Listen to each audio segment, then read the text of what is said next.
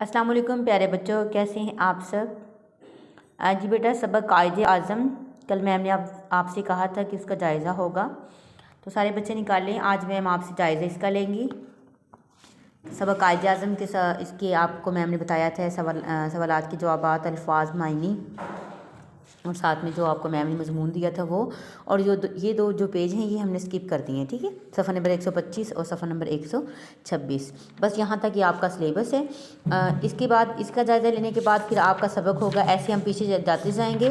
बिली खाला का अंजाम, ठीक है। एक दिन मैम सवालात का जायज़ा लेंगी आपसे और दूसरे दिन फिर मैम आपसे जायज़ा लेंगी जुमलों का और अल्फाज जोड़ों का, ठीक है। अब आते हैं हम कायदे आज़म के सबक की तरफ, क्योंकि थोड़ा थोड़ा मैम जायज़ा लेंगे, क्योंकि मैम को पता है कि आप बिल्कुल छोटे छोटे बच्चे। ये है प्यारे बच्चों आपका जायज़ा, बहुत ही आसान जायज़ा है आपका जायज़ा, ठीक है। आप कर लेंगे आराम से इसे।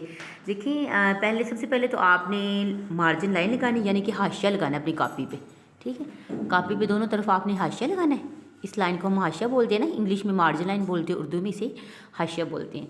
और इस साइड पे भी आपने लगाना है, सीधा बिल्कुल लगाना है और स्केल के साथ लगाना है आपने, ठीक है। उसके बाद आप लिखेंगे जायज़ा, उसके बाद आप लिखेंगे उन्वान कायदे आज़म, उसके बाद आप लिखेंगे कुल नंबर, फिर आप लिखेंगे 2 नंबर लिखाई के।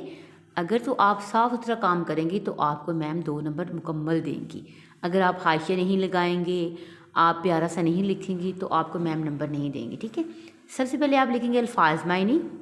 पहला जो अल्फाज है वो है बतलाया, दूसरा है आन, तीसरा है गोहर।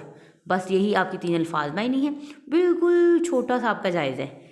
हमारे मुल्क के परचम पर क्या बना हुआ है, ठीक है, ये एक ही सवाल है।